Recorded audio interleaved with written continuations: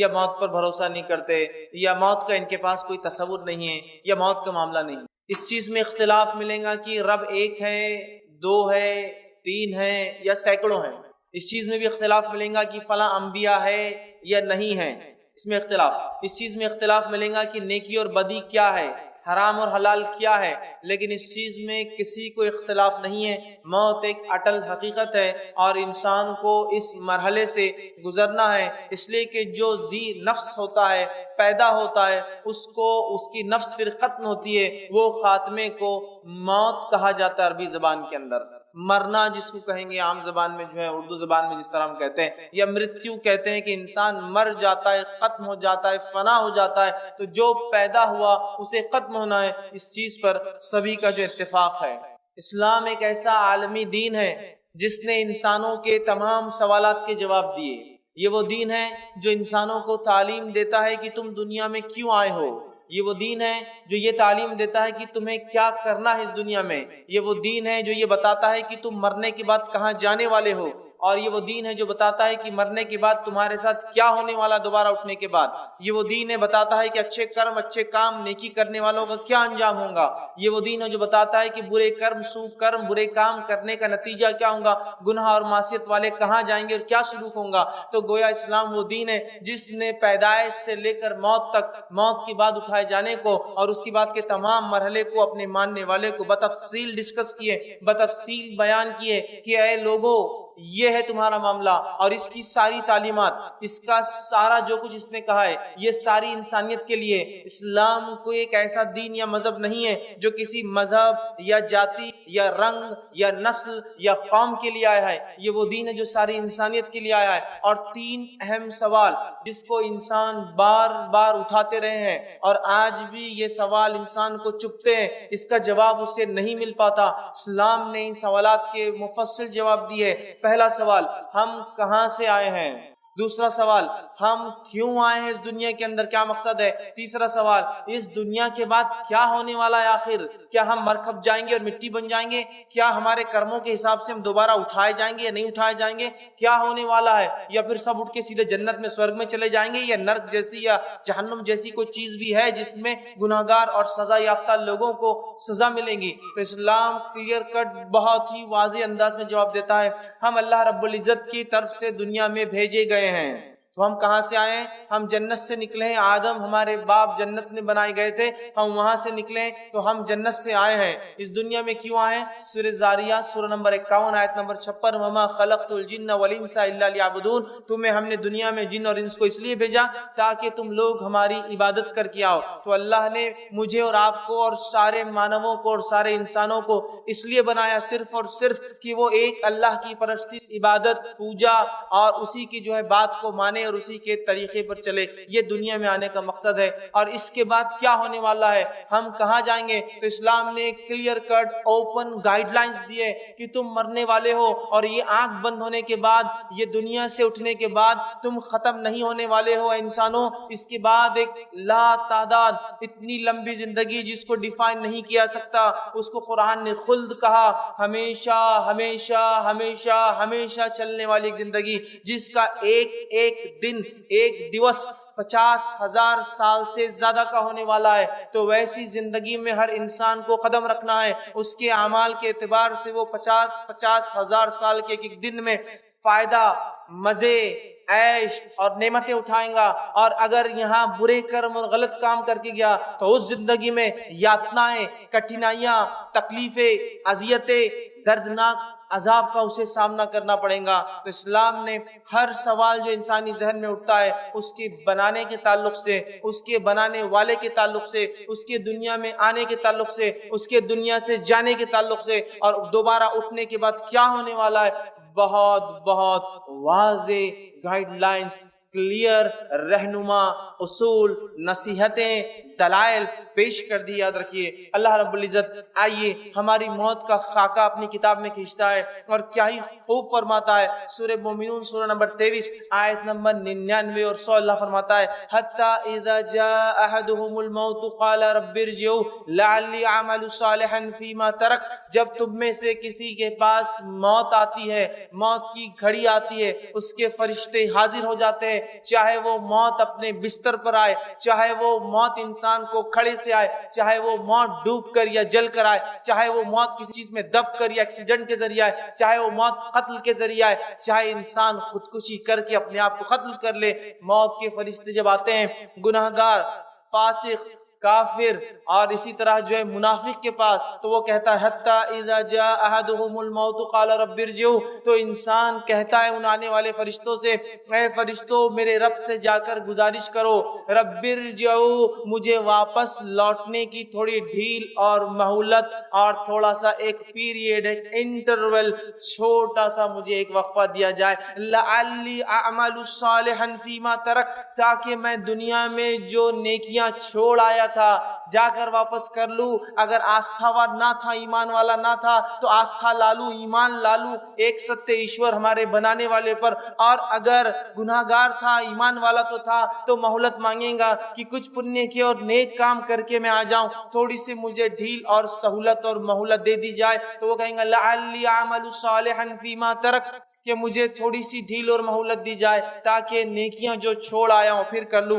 کلا انہ کلمۃ هو قائلها، رب العزت کی طرف سے وہ فرشتے جواب لے کر آتے ہیں، اے اللہ تیرا بندہ ایک مہلت مانگتا ہے، ڈھیل مانگتا ہے، چھوٹ مانگتا ہے، کیا کیا جائے؟ اللہ جواب دیتا ہے کلا، ہرگز ایسا نہیں ہوگا، انہ کلمۃ هو قائلها، تو دنیا میں عادی تھا اس بات کا، اگلی بار اگلی بار اگلی بار ایک اور چانس، ایک اور مہلت، ایک اور بار مجھے جو موقع دیا جائے، کلا انہ کلمۃ هو قائلها، دنیا میں تو عادی تھا صرف یہ بولنے کا کہ ایک اور چانس اور مہلت دیا جائے، اور اللہ فرماتا ہے یہ دوبارہ اب بالکل نہیں پلٹیں گے، نہیں جائیں گے الی یوم یبعثون، دوبارہ اٹھائے جائیں گے، وَمِن وَرَائِهِمْ بَرْزَخٌ الی یوم یبعثون، اور ان کے اور اس دنیا کے بیچ میں ایک آڑ ہے، ایک برزخ ہے، ایک پردہ ہے، ایک ایسی آڑ نہ جو کسی سے ایک دوسرے سے مل سکتا ہے، نہ آ سکتا ہے، نہ وہاں سے کہیں جا سکتا ہے، نہ آپس میں وہ ارواح وہ روحیں ایک دوسرے سے مل سکتی ہے، الی یوم یبعثون، وہ آڑ وہ برزخ دوبارہ اٹھائے جانے تک ہے۔ تو اس سے پہلے کہ کسی کی موت آئے اور یہ ڈھیل،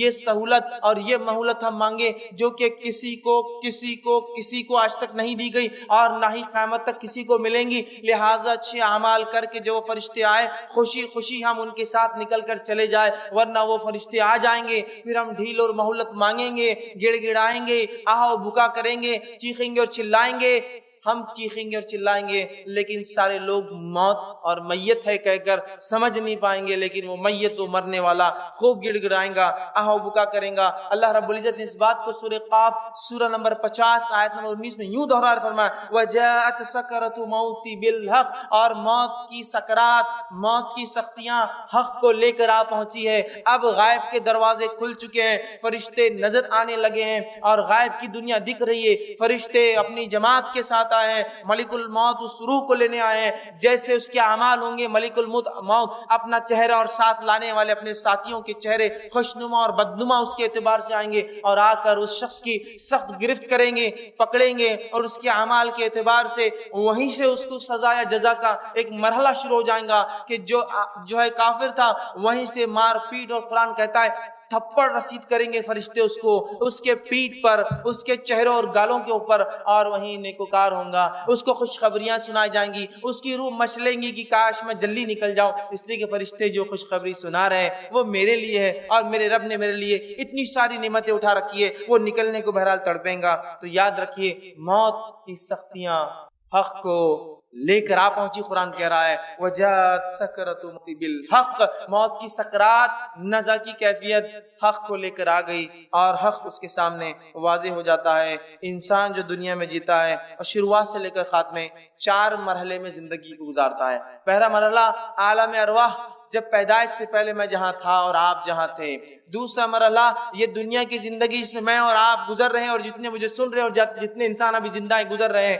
تیسرا مرحلہ موت کے بعد وہ نیچے جو قبر کے اندر یا جہاں کہیں جانور نے کھایا ہو، جلا کر راکھ بنا کے اڑا دیا گیا ہو، پانی کے ذریعے بہا دیا گیا ہو، یا آنکھ کے اندر کرنٹ دے کر اسے ختم کر کے مٹی بنا دیا گیا ہو، وہ زندگی، وہ ایک اور زندگی، تیسرا اسٹیج۔ پھر اس زندگی کے بعد چوتھا مرحلہ ہے، انسان پھر اٹھائے جائیں گے اور اس کے بعد اعمال کے اعتبار سے جنت یا جہنم میں جائیں گے۔ تو زندگی کے 4 مرحلے ہیں۔ عالم ارواح پیدائش سے پہلے یہ زندگی جس سے میں اور آپ گزر رہے ہیں وہ زندگی جو موت کے بعد اس گڑھے اور قبر کے اندر اور برزخ میں آئیں گی، اور چوتھی وہ زندگی جو دوبارہ ہم سب انسان آدم کی اولاد جو ہے، ایک ماں باپ کی جو اولاد ہے، سب اٹھائے جائیں گے، اچھے اور برے، کارے اور گورے، اونچے اور نیچے، اور سب کے ساتھ اللہ رب العزت فیصلہ کریں گا، انصاف کریں گا، ذرہ برابر بھی کسی کے ساتھ نا انصافی نہ ہوں گی۔ 4 زندگیوں کے مرحلے ہوتے ہیں، اس سے مجھے اور آپ سب کو گزرنا ہے، اور موت زندگی کا سب سے خطرناک، سب سے ہولناک،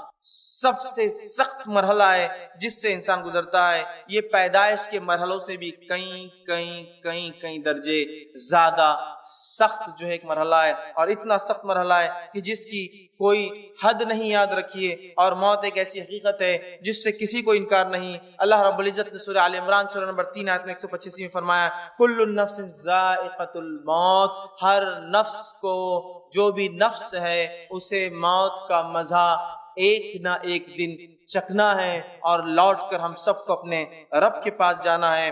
اور موت کی تکلیف کیا ہوتی ہے اس کو ٹھیک بتانا ناممکن ہے، یاد رکھیے، اس لیے کہ مرنے والا اٹھ کر یہ نہیں بتاتا کہ اسے کیا تکلیف ہوئی، ہاں لیکن کچھ باتیں اللہ کی کتاب اور اس کے رسول صلی اللہ علیہ وسلم نے سنت میں بتائی ہے، ان باتوں کو ہم جان سکتے ہیں، لیکن حقیقی کیفیت تو وہی انسان ہے جو اس سے گزرتا ہے۔ اور یاد رکھیے موت وہ مرحلہ ہے جس سے کوئی مستثنا ایکسپشنل نہیں ہے، سب کو اس سے گزرنا ہے، چاہے کسی مذہب اور کسی دین، کسی ملت اور کسی قوم کا وہ رہنے والا تھا، تو اس سے گزرنا ہے۔ تو ٹھیک بتانا ناممکن ہے، لیکن اللہ رب العزت نے جو موت کی سختی اپنی کتاب میں، نبی اکرم صلی اللہ علیہ وسلم نے موت کی سختی جو کتاب میں بتائی ہے، اس میں سے ایک بات سورہ قیامہ سورہ نمبر 75 آیت نمبر 24 سے لے کر 35 میں اللہ فرماتا ہے، اور خاص طور سے گنہگار انسان کے لیے، ویسے نیکوکار کے لیے بھی بہت ساری باتیں ہیں، لیکن گنہگار انسان کے لیے اللہ فرماتا ہے، کہتا ہے وَوُجُوهٍ يَوْمَئِذٍ بَاسِرَةٌ، اور اللہ فرماتا ہے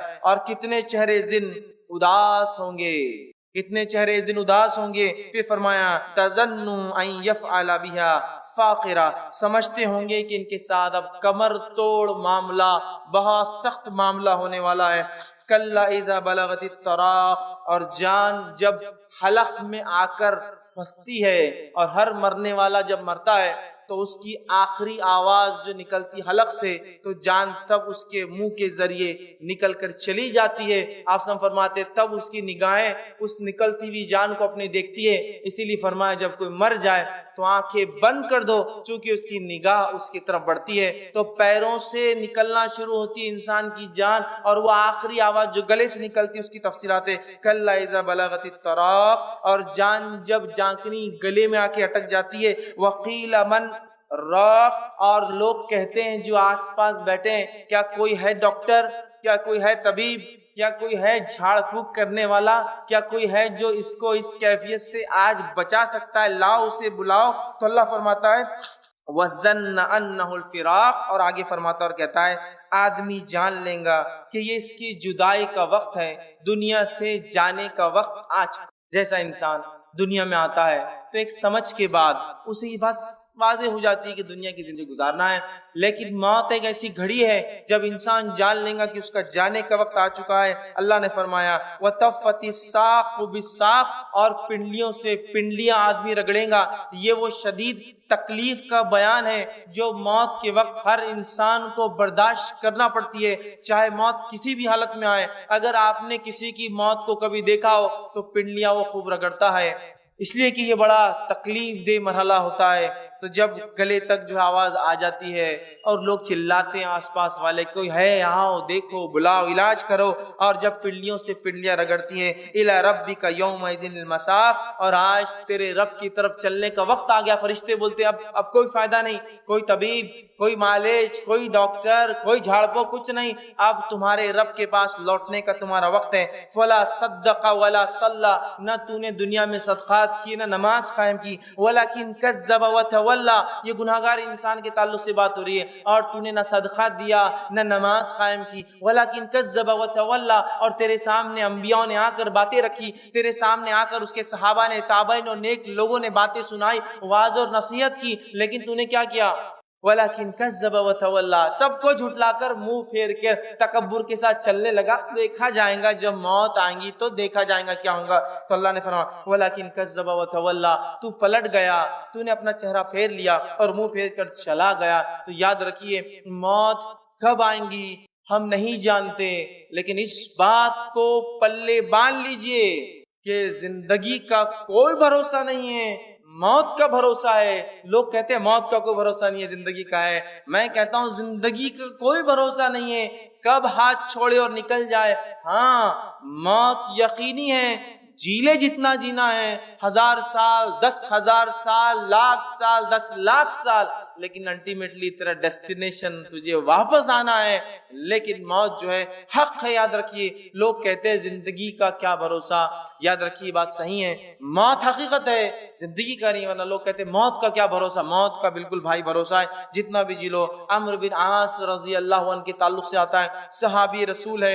एक मर्तबा कहने लगे मुझे लोगों पर ताज्जुब होता है, जब मौत का वक्त करीब आता है तो बयान क्यों नहीं करते कैफियतें, क्या होता है क्यों नहीं समझाते हैं। तो एक मर्तबा जब इनकी मौत का वक्त करीब आया, अब्दुल्ला रजी अल्लाह अन्हुमा को किसी ने कहा कि अम्र बिन आस की मौत का वक्त करीब है, आप जाइए। वो पहुंचे और कहा अम्र, तुम कहा करते थे कि लोग क्यों नहीं बताते मौत के वक्त क्या होता है उनके साथ, अब तुम्हारी मौत का वक्त करीब है, चलो तुम ही बता दो, तुम कहा करते थे ना कि क्या होगा, चलो बता दो। तो अम्र बिन आस रजी अल्लाह अन्हु सहाबी रसूल के अल्फाज सुनिए मौत के करीब, फरमाते और कहते हैं मुझे ऐसा लगता है, मेरी कैफियत ये है कि आसमान जमीन पर टूट पड़ा है।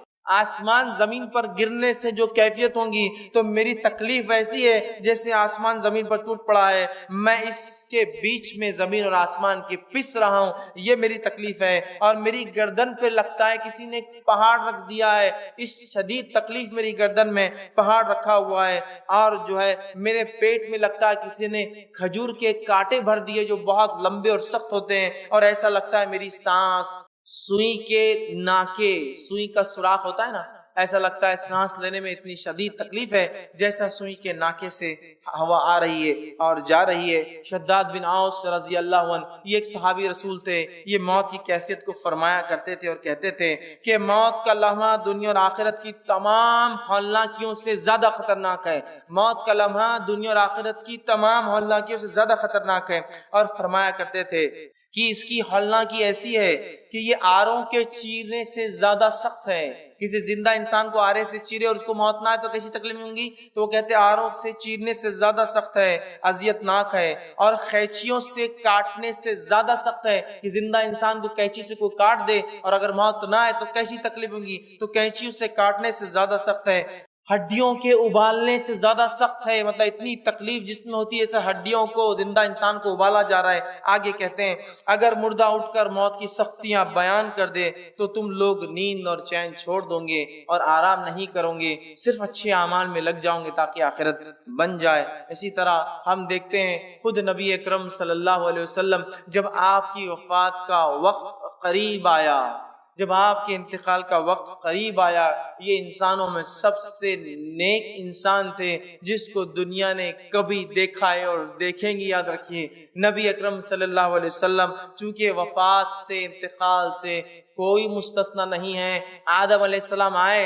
तो दुनिया से चले गए, नूह आए तो वो भी चले गए, इब्राहिम आए तो वो भी जाने के लिए चले गए, मूसा भी आए तो चले गए, ईसा अलैहिस्सलाम उठा लिए गए, लेकिन आएंगे चूंकि मौत जरूरी है, फिर अपनी जिंदगी 40 साल गुजार के मौत और वफात फिर पाके जाएंगे। नबी अकरम सल्लल्लाहु अलैहि वसल्लम आए तो आप भी चले गए। तो आइए आप सल्लल्लाहु अलैहि वसल्लम की क्या कैफियत थी, नबी अकरम सल्लल्लाहु अलैहि वसल्लम की कैफियत के ताल्लुक से आता है। बुखारी की रिवायत है, माँ आयशा रजी अल्लाह अन्हा फरमाती है और कहती है अल्लाह के रसूल सल्लल्लाहु अलैहि वसल्लम की कैफियत मौत के वक्त ये थी, आपकी वफात के वक्त क्या अपने दाढ़ी को बार बार वो करते, चेहरे मुबारक पर बार बार हाथ फेरते, अपने चेहरे पर बार बार पानी डालते और पानी डाल डाल कर ये कहते सुभान अल्लाह इन्ना लिल मौती लसकरात, अल्लाह की जात پاک ہے، موت کے لیے بہت سختیاں ہیں۔ اللہ کی ذات پاک ہے اور موت کے لیے بہت سختیاں ہیں۔ آپ کے تعلق سے آتا ہے کہ پھر آپ کہتے کہ مجھے وضو کرنا ہے،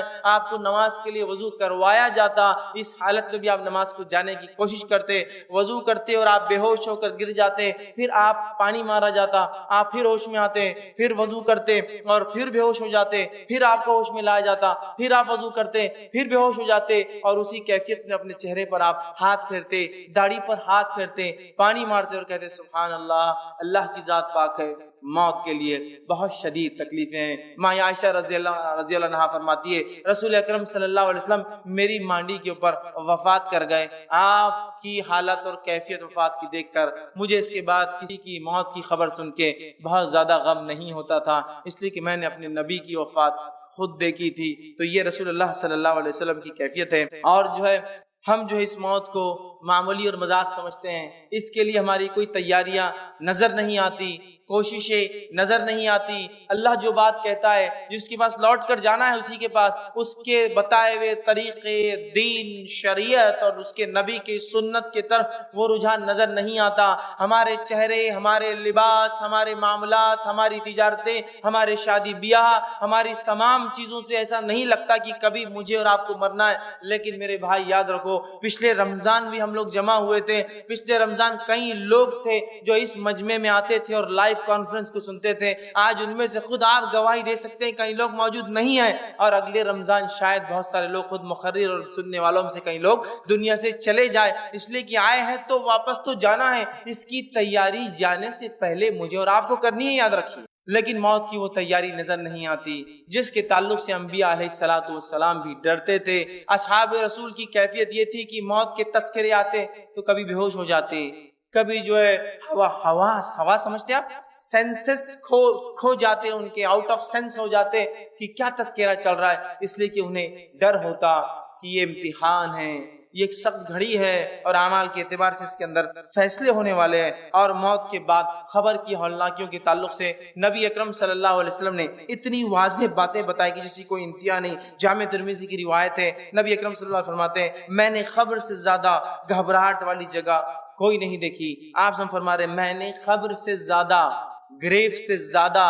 وہ اندر جو گڑھا زمین میں کیا جاتا ہے جس کو قبر کہتے ہیں، اس سے زیادہ ہولناک، گھبراہٹ والی اور خطرناک جگہ نہیں دیکھیے۔ اور کیوں نہ ہو تھوڑا قبر کو اگر تصور کر لیا جائے، سوچا جائے، مٹی کا گھروندہ ہے، مٹی کا بچھونا ہے، مٹی کا اوڑھنا ہے، آزو مٹی ہے اور بازو مٹی ہے، من بھر مٹی اوپر سے بھی ڈال دی گئی ہے، نہ کوئی سوراخ ہے، نہ کوئی دیا ہے، نہ کوئی لائٹ ہے، نہ کوئی چھوٹا سا ٹمٹما ہے کہ جس سے کچھ روشنی مل جائے، سانپ اور بچھو ہے، جانور اور کیڑے اور مکوڑوں کا گھر ہے، انسانی جسم گل اور سڑ جاتے ہیں۔ لیکن یاد رکھیے اللہ رب العزت دوبارہ اٹھا کر عالم برزخ میں اپنی قدرت سے ان کو ان کے اعمال کے اعتبار سے گرفت کرتا ہے۔ اور خبر ایک بہت ہی سخت جگہ ہے، اور اسی خبر کے فتنے سے نبی اکرم صلی اللہ علیہ وسلم پناہ مانگتے۔ مسند احمد کی روایت ہے آپ صلی اللہ علیہ وسلم دعائیں سکھلاتے تھے کہ کیا دعائیں کرنا ہے کہ ہم خبر میں آزمائے نہ جائیں، کہ ہمیں قبر کے عذاب سے بچا لیا جائے، ہمیں قبر کی سختیوں سے جو ہے بچا لیا جائے۔ اسی طرح ہم دیکھتے ہیں سنن نسائی کی روایت ہے، رسول اللہ صلی اللہ علیہ وسلم فرماتے ہیں، غور سے سنیے روایت کا، فرماتے ہیں کہ تم لوگ فتنے قبر میں دجال سے بھی زیادہ جو ہے آزمائے جاؤں گے، تم لوگ فتنے قبر میں دجال سے بھی زیادہ۔ دجال کا فتنہ جب سے دنیا بنی ہے تو ختم ہونے تک دجال کا فتنہ سب سے بڑا فتنہ ہے۔ اس کی فتنے کی شدت یہ ہے کہ آدم علیہ السلام نے اس کے تعلق سے اپنی قوم کو ڈرایا، نوح علیہ السلام نے اپنی قوم کو نصیحت کی اور واعظ کیا، جبکہ یہ آنے والا ہے امت محمدیہ کے اندر، لیکن پہلے نبی اور پہلے رسول نے اس سے ڈرایا تو کہا تم قبر میں دجال کے فتنوں سے زیادہ جو ہے آزمائے جاؤں گے۔ اس بات کو سن کر صحابہ زار و قطار رونے لگے کہ کیا اتنی سخت آزمائش ہماری قبروں میں ہونے والی ہے؟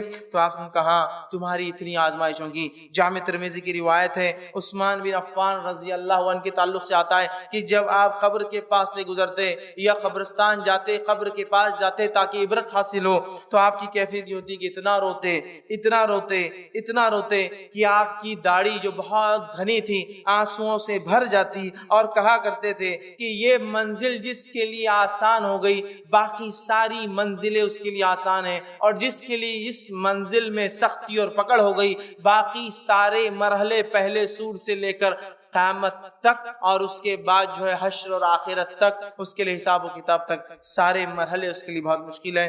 بہقی کی روایت ہے عمر ابن خطاب رضی اللہ عنہ جو کہ بہت سخت جان اور ایک قوی ہیکل مضبوط قسم کے جسامت والے انسان تھے، اس صحابی کے تعلق سے خلیفہ رسول تھے، جو ہے دوسرے جو ہے خلیفہ تھے، اور اس کے ساتھ ساتھ آپ کے کئی فضائل ہیں۔ آپ کے تعلق سے آتا ہے کہ آپ اتنا روتے تھے، خبر کا سوچ سوچ کے اتنا روتے تھے کہ آخر وقت میں آپ کی وفات سے پہلے چہرے کے اوپر 2 لکیریں پڑ گئی تھی، جس کے آنسو جانے اور جانے کی وجہ سے چہرے پر 2 سیاہ لکیریں پڑ گئی تھی، چونکہ آنسو ہمیشہ وہاں سے بہہ کر نیچے کی طرف آتے تھے۔ اتنا صحابہ روتے تھے اور اس خبر سے اور موت کی کیفیت سے پناہ مانگتے تھے، لیکن ہمارے اعمال، ہمارے معاملات آج نظر نہیں آتے کہ کسی بھی چیز سے پہلے کبھی یہ سوچا ہوں کہ مرنے کے بعد اس کے وجہ سے کیا انجام میرا ہو سکتا ہے۔ نوجوان ہے تو اپنی جوانی کے اس میں عالم میں غرق ہے، نشہ، منشیات، لڑکیوں کو چھیڑنا اور افیئرز اور زنا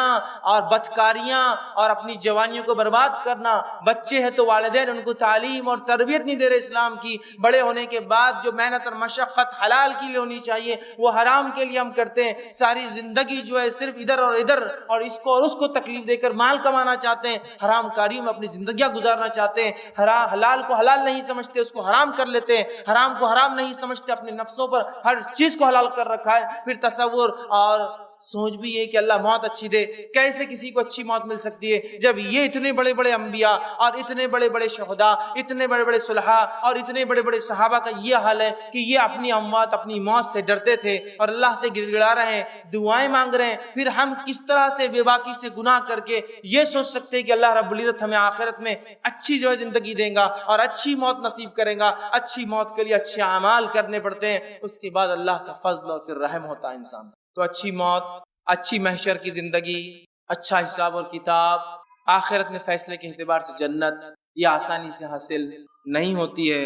مجھے اور آپ کو اپنی زندگیوں کو بہت سیویئرلی، سیریسلی، ڈراسٹیکلی، جلدی، شدت کے ساتھ اور بہت رفتار سے بدلنا ہے، اس لیے کہ آپ بھی نہیں جانتے اور میں بھی نہیں جانتا ہوں کہ میں کب دنیا سے چلا جاؤں گا اور آپ کب چلے جائیں گے۔ اگر وقفہ دیا گیا ہوتا کہ 60 سال، 65 سال، 70 سال، تو شاید پھر کچھ تیاری کر لیتے کہ موت سے پہلے تیاری ہو جائے۔ ہم نہیں جانتے میرے بھائی، اور لوگ کہتے ہیں نوجوان تو ہے، آخر وقت میں انشاءاللہ العزیز نیک عمل کریں گے۔ میرے بھائی، بوڑھوں کے مقابلے نوجوانوں کو تو جلدی مرتے ہوئے دیکھا ہے میں نے، جلدی مرتے ہوئے دیکھا ہے۔ تو کیوں یہ چکر میں ہے کہ نہیں ابھی تو جوانی ہے؟ ماں باپ کیوں یہ چکر میں ہے کہ بچہ بھی جوان ہے، دین پہ عمل مت کراؤ؟ اس لیے کہ بعد میں کریں گے نا، زندگی پڑی ہے۔ اللہ تعالیٰ کو وہ ریٹائرمنٹ کی بات کی عبادتیں پسند نہیں ہے، یاد رکھیے۔ اللہ کو وہ جوانی کا پرائم ٹائم چاہیے آپ کا اور میرا۔ اللہ کو جس چیز کے لیے حکومت کہہ رہی ہے تم بیکار ہو، ہمارے لیے چلے جاؤ، وہ چیز اللہ کے لیے دینا چاہتے ہیں کہ جب زندگی بھر تو رشوت خوری، لوٹ مار، کھسوٹ سب کر لیں گے اور 58 اور 60 سال کے بعد ریٹائرمنٹ لے کر اللہ اللہ کر لیں گے، حج کر لیں گے، داڑھی رکھ لیں گے۔ ارے جس عمر کو تو حکومت کہہ رہی بیکار ہو گیا تو گھر جا کر بیٹھ، اس عمر کو اللہ کے لیے دینا چاہتے ہیں؟ اور اپنی جوانیوں کو والدین خود بچوں کو کہتے ہیں کہ ابھی ضرورت نہیں ہے، تو کیا تم لکھا کر لائے ہو تمہارے بچے کتنے دن جئیں گے؟ اور کیا میں لکھا کر لایا ہوں کہ میں اتنے دن میں مروں گا اور بوڑھا ہوں گا؟ ہمیں اپنی زندگیوں کو بہت جلدی تبدیل کرنا ہے، اس سے پہلے کہ موت کا شکنجہ کس لیا جائے، فرشتوں کو آرڈر اور حکم دے دیا جائے، پھر اس کے بعد ہم کہیں حتی اذا جاء احد الموت قال رب ارجعون، اے اللہ تھوڑی سی مہلت دی جائے، واپس ریٹرن لوٹنا ہے، نیک کام کرنا ہے، لعلی اعمل صالحا فیما ترک، جو نیکیاں تیرے نبی بتا کر گئے تھے، تیرے دین و شریعت نہیں بتائی تھی، میں کر کے آؤں۔ نہیں ملنے والا یہ موقع یاد رکھیے، نہیں ملیں گا۔ اور انسان کی فطرت ہے، اسے کہا جائے نماز اگلے جمعے سے، دیندار بنو اگلے رمضان سے، اچھا پڑھو اگلے سیمسٹر سے، فلاں کام اگلی فصل سے، اچھا بزنس کرو اگلے سیزن سے، اگلا اگلا اگلا موقع چاہیے۔ اللہ کہتا ہے کلا، نہیں ملنے والا تجھے اگلا موقع، چونکہ تیری فطرت ہے اگلا موقع چاہیے اور تو کرتا نہیں اعمال۔ لہٰذا اپنی زندگیوں کو بہت جلدی تبدیل کرنا ہے۔ میں اور آپ نہیں جانتے کیا حال ہونے والا ہے۔ ابن ماجہ کی روایت ہے، ابو ذر غفاری رضی اللہ عنہ فرمایا کرتے تھے جب برزخ اور موت کی کیفیت اللہ کے رسول صلی اللہ علیہ وسلم بیان کی تو کہنے لگے کاش کہ میں درخت ہوتا، لوگ آتے کاٹتے سکھا کے مجھے جلا دیتے، میں انسان پیدا نہ ہوا ہوتا، اس لیے کہ درخت سے پوچھ نہیں ہونے والی، مجھ سے اللہ رب العزت پوچھ کرنے والا ہے۔ کتاب الزہد کے اندر ابو ہریرہ رضی اللہ عنہ کے تعلق سے آتا ہے کہ جب آپ کی موت کا وقت قریب آیا، انتقال کا وقت قریب آیا، دنیا سے کوچ کر جانے کا وقت قریب آیا تو رونے لگے۔ یہ بھی خوش نصیبی کی موت ہے کہ انسان بیمار ہو اور توبہ کا موقع ملے، اچانک آنے والی موتوں میں توبہ کا موقع نہیں ملا۔ تو بہرحال تو رونے لگے اس موت کی کیفیت میں، اور روتے روتے جو ہے لوگوں نے پوچھا اے ابو ہریرہ کیوں روتے ہو، کیا دنیا سے جانے کا غم ستاتا ہے تمہیں؟ تو کہنے لگے ابو ہریرہ رضی اللہ عنہ کہ کہا دنیا سے جانے کا چھوڑنے کا غم نہیں ہے، لیکن میرا سفر بہت لمبا ہے، طویل سفر ہے میرا، اور خلیل زاد راہ ہے میرے پاس، توشہ بہت کم تیار کیا ہے، سفر کچھ زیادہ ہی لمبا ہے، سفر لمبا ہے، میں نے زاد راہ سفر کی تیاری کے لیے سامان کم جمع کیا ہے۔ اور پھر فرماتے ہیں میں نے اپنی زندگی کی شام ایک ایسے ٹیلے پر گزاری ہے جس کے آگے میں نہیں جانتا ٹیلا پار کرنے کے بعد کہ میرے لیے جہنم ہے یا میرے لیے جنت رکھی گئی ہے۔ تو یہ اصحاب ہیں جن کے تعلق سے اللہ کی کتاب نے کہا رضی اللہ عنہم ورضوا عنہ، اللہ ان سے راضی اور وہ اللہ سے راضی۔ اگر ان کی اموات اور ان کی موت پر یہ ڈر رہے ہیں، اتنے کثیر اعمال کرنے کے بعد اگر یہ قلیل کہہ رہے ہیں اس کو زادرہ قلیل، جبکہ ابو ہریرہ رضی اللہ عنہ کی شخصیت کس کو نہیں پتا ہے؟ حدیث کا کوئی طالب علم ایسا کوئی ہو سکتا ہے جس نے ابو ہریرہ رضی اللہ عنہ کے تعلق سے نہیں سنا ہو کہ فلاں صحابی ہے؟ یہ وہ صحابی ہے جس نے 5000 سے زیادہ حدیثیں روایت کی ہے رسول اکرم صلی اللہ علیہ وسلم سے، اور قیامت تک جتنے لوگ اس حدیث پر عمل کریں گے سب کا ثواب ابو ہریرہ رضی اللہ عنہ۔ تو یہ وہ صحابی ہے، لیکن اپنی موت سے دیکھ کتنا گھبرا رہے، کتنا ڈر رہے، اور کیوں نہ ہو اللہ رب العزت نے تو یوسف علیہ السلام کا ذکر کیا اپنی کتاب میں۔ جب یوسف علیہ السلام کی موت کا قریب آیا، وقت قریب آیا، تو کہنے لگے کہ اللہ جو ہے جعلنی مکرمن والحقنی بالصالحین، اے اللہ مجھے اکرام والے اور نیک لوگوں میں شمار کر۔ انبیاء ہے اور ایسے نبی ہے یوسف علیہ السلام کہ جس کے جیسا نسب تو کسی کا نسب نہیں۔ شجرا بڑا دادا نبی ابراہیم علیہ السلام، دادا نبی اسحاق علیہ السلام، باپ نبی ہے نا، آپ کے جو والد تھے یعقوب علیہ السلام، اور خود نبی۔ اس کے بعد کہہ رہے ہیں کہ اے اللہ جو ہے میرا حساب آسان کرنا اور مجھے جو ہے نیکوکاروں میں شمار کرنا، میرا اچھے لوگوں میں میرا شمار کرنا۔ تو یہ ہے انبیاء، یہ ہے اصحاب، یہ ان کا ڈر ہے۔ اور ہمارے اسلاف قبروں سے بہت ڈرتے تھے، قبر کے عذاب اور موت سے ڈرتے تھے۔ آج لوگ یہ دھڑلے سے کہتے دیکھا جائے گا مرنے کے بعد، بھائی تو نے میری زمین لے لی، دیکھا جائے گا مرنے کے بعد، بھائی تو نے میرا پیسہ لے دیا نہیں، دیکھا جائے گا مرنے کے بعد۔ میرے بھائی نپٹا لے یہاں، سب ختم کر دے یہاں، دیکھا کچھ بھی نہیں جانے والا ہے، صرف لیا اور لیا جائے گا اور واپس دیا اور دیا جائے گا، کچھ دیکھا جائے گا نہیں۔ کوئی مہلت، کوئی چھوٹ، کوئی پہچان، کوئی نسب، کوئی خاندان، کوئی رشوت، کوئی سونا، کوئی چاندی، کوئی خوبصورتی، کوئی مالداری، کوئی حسب نسب تیرے کچھ کام نہیں آئے گا رکھتی برابر۔ وہاں صرف بدلہ نیکیوں سے چلیں گا۔ مرنے والا اگر مرنے کی کیفیت ٹھیک ٹھیک بتا دیتا تو شاید ہمیں پتہ چل جاتا، چونکہ مرنے والا بتا نہیں پاتا ہے کیا ہوتا ہے۔ قرآن حدیث میں نے کچھ باتیں جمع کی ہیں کہ نیک اور بد کی موت کیسی آتی ہیں۔ یہ روایتیں صحیح بخاری، صحیح مسلم، جامع ترمذی، سنن ابن ماجہ، سنن نسائی اور دیگر کتابوں سے میں نے جمع کی ہے، لیکن ہر روایت میں ایک مخصوص پارٹ اور حصہ آ رہا تھا، تو میں نے وہ سب کو چھوڑ کر، حوالوں کو چھوڑ کر ایک ترتیب دے دی پورے واقعے، ایک سیکوینس بنا دیا۔ حوالے چاہیے تو بعد میں مجھ سے آپ لے سکتے ہیں، لیکن اگر میں الگ الگ حوالے بتاؤں گا تو پھر وہ ترتیب نہیں جم پائیں گی کہ کیسے کب اور کیا ہوتا ہے۔ لہٰذا میں نے سب روایتوں کو ملا کر ایک ترتیب وار واقعہ آپ کے سامنے میں بیان کر رہا ہوں، تاکہ ایک تسلسل کے ساتھ ایک سیکوینس میں سٹوری یا ایک سیکوینس میں واقعہ آپ کے سامنے آ جائے، ورنہ الگ الگ حوالے میرے پاس پورے موجود ہیں۔ تو آئیے اچھے اور برے کے ساتھ کیا ہوتا ہے اس کی تفصیلات ہم دیکھتے ہیں، تاکہ ہمیں پتہ چل جائے موت کیسی کیفیت اور موت کے بعد کیا ہونے والا ہے۔ تو آئیے سب سے پہلے نیک انسان سے شروع کرتے ہیں، سیدھے ہاتھ والے لوگوں سے شروع کرتے ہیں، جنتی لوگوں سے شروعات کرتے ہیں۔ اللہ کے انبیاء، صلحاء مطلب صالحین، صدیقین، شہداء اور نیکوکاروں سے شروع کرتے ہیں، ان کی کیفیت کیا ہوں گی نیک لوگوں کی۔ تو سب سے پہلی چیز، جب موت کا وقت آتا ہے تو نیک لوگوں کے پاس فرشتے سورج جیسی روشن شکلیں لے کر آتے ہیں، کبھی ایک، کبھی دو اور کبھی اس سے زائد آتے ہیں۔ چمکدار روشن شکلی لے کر آتے ہیں، خوشبودار جو ہے خوشبو کے ساتھ، اور جو اچھے اچھے چہروں والے فرشتے اس کے پاس آتے ہیں، اور اس کے لیے خوشبودار کفن کو ساتھ لاتے ہیں جو ریشم کا بنا ہوا ہوتا ہے، اور وہ کفن خوشبودار کفن لے کر آتے ہیں، اور آنے کے بعد ملک الموت اور دیگر فرشتے اس شخص کو سلام کرتے ہیں، اس کو دعا دیتے ہیں، اور یہی پہلا مرحلہ ہے، وہ سمجھ جاتا ہے کہ میرے لیے رائٹ چیز ہونے والی ہے، چونکہ سلام کیا گیا مجھے تو سلام کرتے ہیں۔ اس لیے میں بار بار کہتا ہوں لوگوں سے، پہچان ہو تو ایسی ہو کہ فرشتے سلام کرے اور اس کا انتظار وہاں ہو۔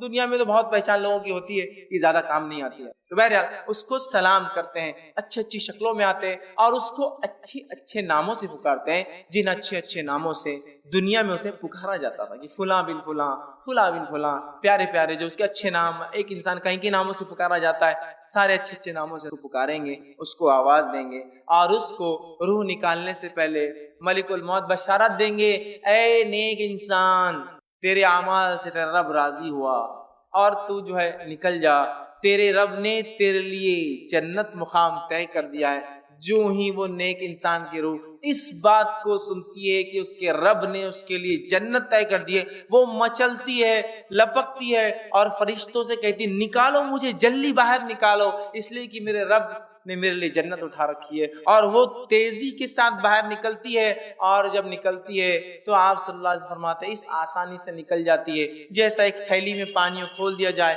پانی گر جاتا ہے، اس طرح سے ایزیلی وہ جو ہے روح نکل جاتی ہے، اور نکلنے کے بعد فرشتے جو معطر خوشبودار کفن، دنیا میں تو ہم بہت خوشبو لگاتے ہیں نا، یہ خوشبو اصل ہے جو مرنے کے بعد ملے انسان کو، تو معطر ایک کفن جو ریشمی ہوتا ہے، ریشم کا بنا ہوا ہوتا ہے، لا کر اس کفن میں اس کو لپیٹ دیتے ہیں، لپیٹنے کے بعد اس کا استقبال اور ویلکم ہوتا ہے، اسے لے کر فرشتے پہلی آسمان کی طرف بڑھتے ہیں، پہلے آسمان پر جب وہ روح جاتی ہے اس کی خوشبو سے پہلے آسمان کے لوگ جان لیتے ہیں کوئی نیک روح آ رہی ہے، خوشبو بتا دیتی ہے، اور دروازہ جو ہے آسمان کا کھٹکھٹایا جاتا ہے، پوچھا جاتا ہے کون، تو کہا جاتا ہے فلاں بن فلاں کی روح لائی جا رہی ہے، فرشتے کہتے ہیں استقبال، خوش آمدید، ویلکم، خیر، بہت خوب آئے، بہت اچھے، دروازے کھول دیے جاتے ہیں، پہلے آسمان کے فرشتے مبارکباد دیتے ہیں اس مبارک روح کو کہ تو بہت کامیاب روح رہی، تیرا سکسیسفل مشن رہا دنیا کے اندر، آ جا، ویلکم، سلام کرتے ہیں، اور اس کے ساتھ اس کی محبت میں چونکہ اس کی خوشبو اور نیک بندہ تھا، اس کو چھوڑنے ان فرشتوں کے ساتھ جو روح نکال کر لائے دوسرے آسمان کے دروازوں تک جاتے ہیں، چھوڑنے دوسرے آسمان کے دروازے پہ دستک دی جاتی ہے، دوسرے آسمان کے فرشتے بھاپ لیتے ہیں کوئی نیک روح آ چکی ہے، خوشبو سے دروازہ کھول کر سلام ہوتا ہے، ویلکم کیا جاتا ہے، استقبال کیا جاتا ہے، مبارکبادیں دی جاتی ہے کہ تم کامیاب رہے اپنی زندگی کے اندر، آؤ، اور پھر تیسرے آسمان تک سارے لوگ مل کر فرشتے چھوڑنے جاتے ہیں، چھوڑ کر آتے ہیں، مرحلہ 1 2 3 4 5 6 7ویں آسمان تک جاتا ہے، پھر 7ویں آسمان پہ جانے کے بعد اللہ تعالیٰ آواز دیتا ہے اور کہتا ہے، حکم دیتا ہے اور کہتا ہے اسے لے جا کر میرے بندے کو وہیں ڈال دو، اس لیے کہ میں نے اسے مٹی سے پیدا کیا تھا اور دوبارہ اسی سے اٹھانے والا ہوں، اور اللہ فرماتا ہے اس کا نام علیین، نیک لوگوں کے رجسٹر میں لکھ دو، اس کا نام اچھے لوگوں کے کھاتے میں ڈال دیا جائے، اور علیین کے اندر نیکوکاروں کی بک رجسٹر ہے، اس رجسٹر میں اس کا نام اندراج رجسٹر لکھ دیا جاتا ہے کہ نیک انسان ہے، روح پھر اسی مرحلوں سے لوٹ کر خوش آمدید سلامتیاں سن کر زمین پر آتی ہے، اور لانے کے بعد اسے قبر میں واپس اس کے جسم میں ڈال دیا جاتا ہے۔ نبی اکرم صلی اللہ علیہ وسلم فرماتے ہیں جب قبر میں روح کو واپس ڈال دیا جاتا ہے اور لوگ دفنا کے دور چلے جاتے ہیں تو اس کے بعد وہ آدمی جو مر چکا تھا یا مرا ہوا تھا وہ ان کی کھڑاؤں کی چپل اور جوتے کی آوازوں کو سنتا ہے، چونکہ اس کا رب اسے وہ سنتا ہے، یاد رکھیے ان آوازوں کو، اور لوگ وہاں سے چلے جاتے ہیں، اور یہی نیک انسان جب اس کو جنازے پہ لوگ لے جاتے ہیں تو لوگوں سے کہتا ہے جو جنازہ اٹھائے ہوئے، ارے جلدی چلو، اتنے سست رفتار سے کیوں چل رہے ہو، لے کے جاؤ، اس لیے کہ میرے انجام کی خوشخبری سنا دی گئی ہے، مجھے لے کے جاؤ اسپیڈیلی، مجھے ڈالو لے جا کے خبر میں، اور جب خبر میں اسے ڈال دیا جاتا ہے، جسم اس کے روح میں ڈال دی جاتی ہے، اطمینان کے ساتھ اٹھ کر بیٹھ جاتا ہے۔ اب وہ 2 لوگ آتے ہیں جو اللہ کی طرف سے اپوائنٹڈ ہے، جو آ کر سوال کرتے ہیں، دو فرشتے، ایک منکر دوسرا نکیر۔ نبی اکرم صلی اللہ علیہ وسلم فرماتے ہیں منکر اور نکیر کی کیفیت یہ ہے، کالا اور سیاہ چہرہ ہے دونوں کا، اسی کے ساتھ ساتھ موٹی موٹی لال لال آنکھیں ہوں گی، اور بیل کے سینگوں سے زیادہ بڑے بڑے دانت ہوں گے، اور جب آئیں گے تو زمین کو پھاڑتے ہوئے آئیں گے، سیدھے نازل نہیں ہوں گے، زمین کو کاٹتے ہوئے اپنے دانتوں سے چیرتے ہوئے آئیں گے قبر میں، اور آواز بجلی سے زیادہ تیز گرجدار آواز میں بات کرتے ہوں گے، اور آ کر جو ہے اس روح سے جو نیک تھی، چاہے بد ہو یا نیک ہو، ان کا رویہ دونوں کے ساتھ سخت ہوتا ہے، آ کر بجلی جیسی کڑکتی ہوئی آواز میں پوچھتے ہیں من ربو کا، تیرا رب کون تھا؟ دوسرا سوال کرتے ہیں من نبیو کا، تیرا نبی کون تھا؟ تیسرا سوال کرتے ہیں ما دینو کا، تیرا دین کیا تھا؟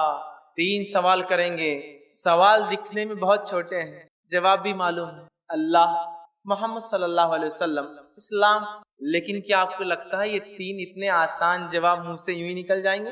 نہیں نکلیں گے بھائی، کیوں نہیں نکلیں گے؟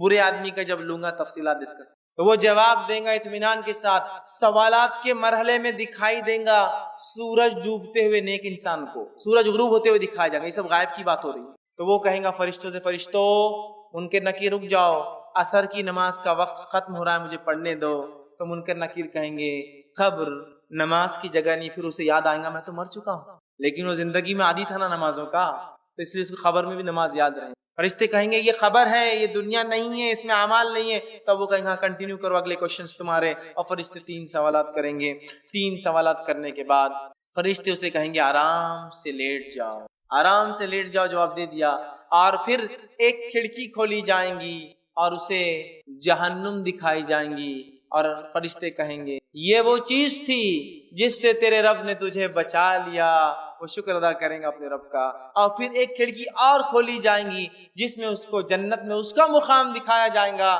وہ کہیں گا اللہ قیامت جلدی قائم کر تاکہ اس مقام پہ پہنچ جاؤ، اور فرشتوں سے کہیں گے فرشتوں ایک گزارش ہے، جا کر اللہ سے ایک مہلت مانگو، مجھے موقع دے، جا کے رشتہ داروں میں جا کر بولوں کہ مجھے کیا فائدہ ہوا ہے دنیا میں نیکیاں کرنے کا۔ فرشتے کہیں گے یہ چیز نہیں مل سکتی، جنت کا ایک لباس پہنایا جائے گا، جنت کا ایک بستر ڈالا جائے گا، جنت میں سے ایک کھڑکی کھول دی جائیں گے جس میں سے تازی ہوا جنت کی آئیں گی، اور کہا جائے گا سو جاؤ، اور اسے ایک نئی نویلی دلہن کی طرح لٹا کر، جنتی لباس پہنا کر، جنتی بستر پر ڈال کر، جنت کی کھڑکی کھول کر ہوا لیتے ہوئے سو جائیں گا۔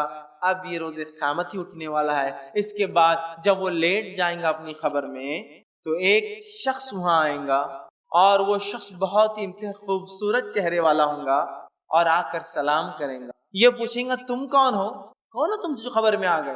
وہ کہیں گا میں تیرے نیک اعمال ہوں، میں تیرے نیک اعمال ہوں جس کا بدلہ تجھے ابھی سے مل رہا ہے، جنت کا لباس، جنت کا بستر، کھڑکی کھلی ہے، اور اس کی نظر جہاں تک جاتی ہے اس کی خبر کو ایکسپانڈ پھیلا دیا جائے گا، ایک روایت میں 70 ہاتھ، ایک روایت کے اندر 35 ہاتھ، ایک روایت میں جہاں تک اس کی ویژن ہوں گا، آنکھیں جائیں گی، نظریں، خبر وسیع کر دی جائیں گی، اور نیک اعمال آ کر اس کو خوشخبری دیں گے میں تھا تیرا وہ ساتھی جس کو تو نے بہت محبت کری، اپنے سے نزدیک رکھا اچھے اعمال کو، آج تجھے بدلہ یہ ہے اس کے بدلے کہ تو جو ہے جنت کے فائدے اٹھا رہا ہے، اور اسے کہا جائے گا سو جاؤ، اور وہ آنکھیں بند کر کے اطمینان کے ساتھ اب دوبارہ اٹھائے پہلے سور تک سو جائیں گا آرام سے، نرم اور نازک۔ دوسرا وہ شخص جو کفر کی حالت پر، شرک کی حالت پر، نفاق کی حالت پر، کبائر کے ارتکاب کی حالت پر، یا جو ہے گناہ اور معصیتوں کے اندر اپنی زندگی ڈبائے ہوئے تھا، اس کی موت کی کیفیت کیسی آتی ہے؟ اللہ کے رسول فرماتے ہیں، بہت ساری روایتوں کو ملا کے میں نے پھر ایک مجموعہ بنا دیا کہ اس کے ساتھ کیا ہوتا ہے، حوالے میرے پاس موجود ہے، آپ بعد میں دیکھ سکتے ہیں۔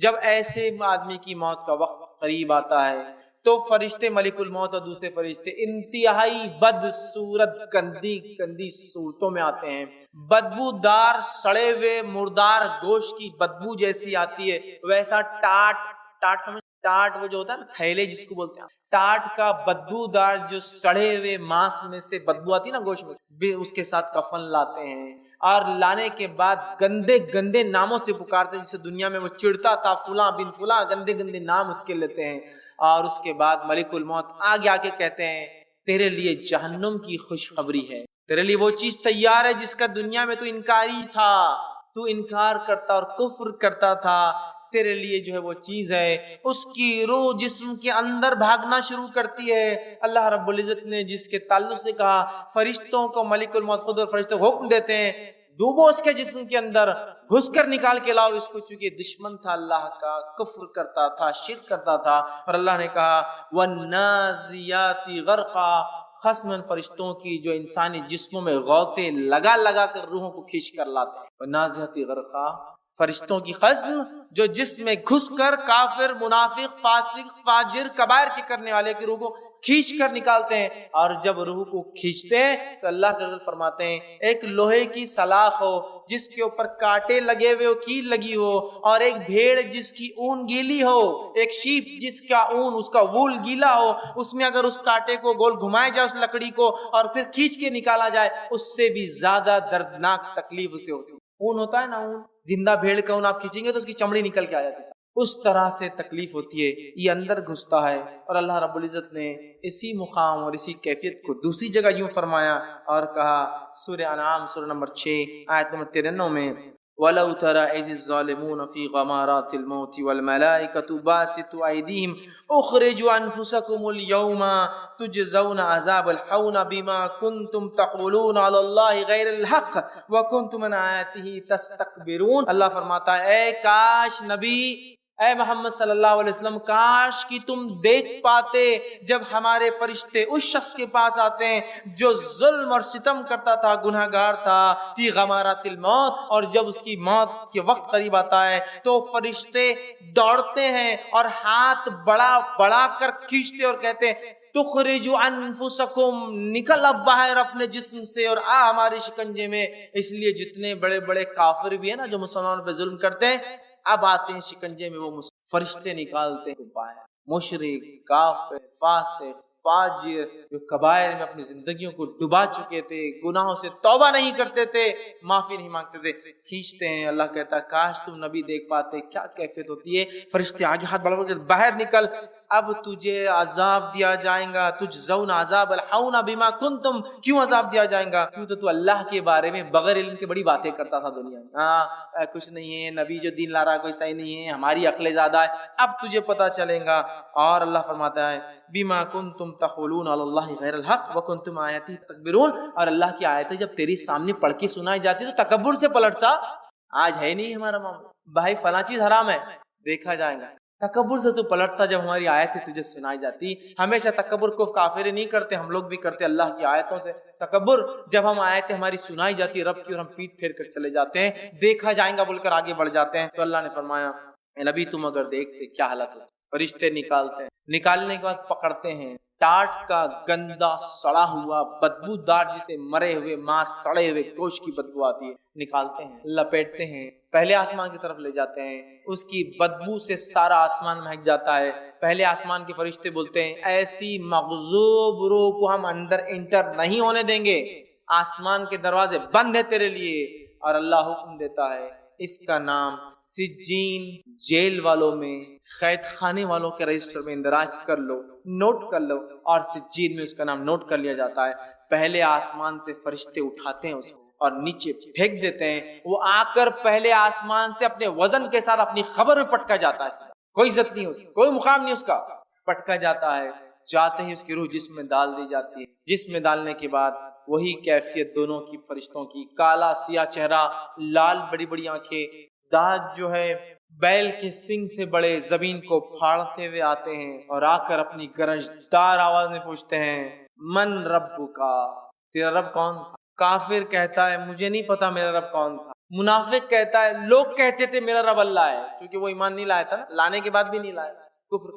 دوسرا سوال کریں گے من نبیکا، تیرا نبی کون ہے؟ تیسرا سوال ہوگا ما دینکا، تیرا دین کیا ہے؟ تو وہ کہیں گا کافر میں نہیں جانتا ہوں، منافق کہیں گا لوگ کہتے تھے میرا دین اسلام ہے۔ اس کے بعد فرشتے اس کو ایک کھڑکی کھول کر بتائیں گے اور جنت بتائیں گے اور کہیں گے یہ وہ چیز تھی جس سے تو محروم رہا، چلے گئی تیرے ہاتھ سے۔ پھر جہنم میں ایک اس کی کھڑکی کھول کے مقام بتایا جائے گا جس کی گرمی اس کو محسوس ہوں گی، شدت ہوں گی، جیسا وہ جنتی کو ہو رہی تھی، شدت ہوں گی۔ وہ کہیں گا اے اللہ قیامت کبھی قائم مت کر. قیامت کے دن تو اصل ٹھکانہ ملیں گا نا, ابھی تو صرف بتایا جا رہا ہے. اے اللہ قیامت کبھی قائم مت کر, مت آنے دے ڈے آف ججمنٹ, نہیں چاہتا ہوں میں قیامت آئے. اور جو ہے جب اس آدمی کو کاندھے پہ لوگ لے جاتے ہیں نا اٹھا کر, تو یہ چلاتا اور چیختا, ارے کہاں لے جا رہے ہو مجھے, ارے کہاں لے جا رہے ہو, کیونکہ اس کو پتا ہے اس کے ساتھ کیا ہونے والا. چیختا اور چلاتا اور کہتا ارے مجھے کہاں لے جا رہے ہو, چھوڑ دو مجھے. ڈال دیا جاتا ہے, کہتا مت قائم ہو. اس کے بعد جہنم کا ایک دروازہ کھول کر, جہنم کا ایک بستر بچھا کر, جہنم کا جو ایک لباس پہنا کر, آنکھ کا بستر, آنکھ کا لباس, اور آنکھ کی شعاؤں کی گرمی اور تپش جہنم سے جو اس کا مقام میں نکلتی ہے, وہاں اسے کہا جاتا ہے اب یہاں رہو تم. اور اس کے بعد وہ فرشتے چلے جاتے ہیں. ایک انتہائی بدصورت انسان خبر میں آتا ہے, وہ کہتا ہے تم کون ہو اتنے گندی صورت والے؟ وہ کہتا ہوں میں تیرے برے اعمال ہوں, جو دنیا میں تو بنداس بغیر سوچے بغیر ڈر کے بغیر کسی اس کے کیا کرتا تھا, آج اس کی وجہ سے میری وجہ سے تیرا یہ حال ہے, اور جہنم میں تیرا ٹھکانہ یہ ہونے والا ہے, اور اس جنت سے تو محروم کر دیا گیا تیرے اعمال کی وجہ سے. اس کے بعد آسان فرماتے ہیں اس کی خبر اس کو دبانا شروع, اس کی خبر اتنا دباتی ہے کہ اس کی پسلیوں سے پسلیاں اندر چلی جاتی ہے, اور اس کو وہاں سونے جیسی بھی جگہ نہیں ہوتی ہے, اور اسے آنکھ کے بستر پر اور آنکھ کا جو ہے لباس پہنا کر, اور جہنم میں اس کا مقام والی جگہ سے آنکھ کی شدت کو محسوس کرتے ہوئے قیامت تک, سوتا تو میں کہیں نہیں سکتا ہوں, قیامت تک اسی کیفیت میں رہیں گا. اب آئیے ان دونوں واقعات سے جو باتیں پتہ چلی, اس بات میں ایک بات جو مجھے اور آپ کو پتہ چلی وہ یہ ہے کہ خبر کا جو میرا اور آپ کا ساتھی ہے, جس کو ہم نے سب سے کمزور دوست سمجھا ہے, وہ ساتھی کون ہے جو خبر میں آنے والا ہے؟ وہ میرے اور آپ کے اعمال ہے. جس سے سب سے کم دوستی ہمارے نبی اکرم صلی اللہ علیہ وسلم فرماتے ہیں ایک انسان ہے اس کے 3 دوست ہے, 3 فرینڈز ہے اس کے, 3 دوست ہے. پہلا دوست وہ, پہلا ساتھی وہ جو مرتے ہی ساتھ چھوڑ دیتا ہے, دوسرا ساتھی وہ جو قبرستان تک ساتھ آتا ہے, اور تیسرا دوست وہ جو قبر میں بھی ساتھ آئیں گا اور روز قیامت بھی ساتھ آئیں گا. پوچھا گیا کون ہے وہ تینوں دوستوں کا؟ پہلے وہ دوست جو سب سے پہلے تیرا ساتھ چھوڑ دیں گا وہ ہے تیرا مال, جس کے لیے سب کچھ کیا میں نے, رشتوں کو توڑا, پیسے بچ جانا, زکوٰۃ نہیں دی تاکہ کچھ اس سے فائدہ اٹھا لوں, خرچ نہیں کیا جو اللہ نے کہا تھا, وہاں جو میری پکڑ, میں نے اس کے لیے تو بغض, کینہ, تکبر, حسد, رشوت, 2 نمبر, 3 نمبر, سود, غیر, سب کچھ کیا میں نے.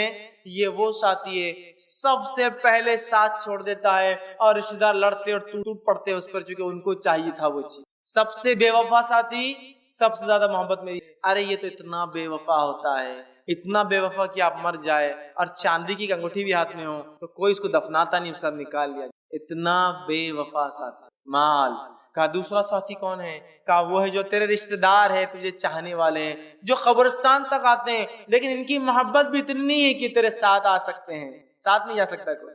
اور رشتہ دار کے لیے تو کیا نہیں کر رہے ہیں بہت سارے لوگ, بچوں کے لیے تو حرام چیزیں کما رہا, ہاں یہی رشتہ دار ہیں, دفنا کے آئیں گے, ساتھ نہیں آنے والے. اپنا اپنا سوچ بھیا, اپنے کو کیسا نکلنا ہے. حرام کاری, غلط کام ان کے لیے کرتے ہیں نا, بچوں کے لیے اور رشتہ داروں کے لیے, فلاں ہو جائے, اسٹیٹس بن جائے, فلاں لے, یہ تو چھوڑ کر دفنا کے چلے جائیں گے. کا تیسرا ساتھی خبر میں بھی آتا ہے, آخرت میں بھی آئیں گا, وہ ہے تیرے اعمال. اچھے بھی ہو سکتے ہیں اور برے, دونوں خبر میں آئے, اچھے کے لیے اچھے اعمال, برے کے لیے برے اعمال. دوسرا, سوالات کتنے آسان ہیں, 3, جوابات کتنے آسان ہیں, کس کو یاد نہیں؟ سب کو یاد ہے نا. تو کیا اتنا آسان ہوگا واقعی میں جواب دینا؟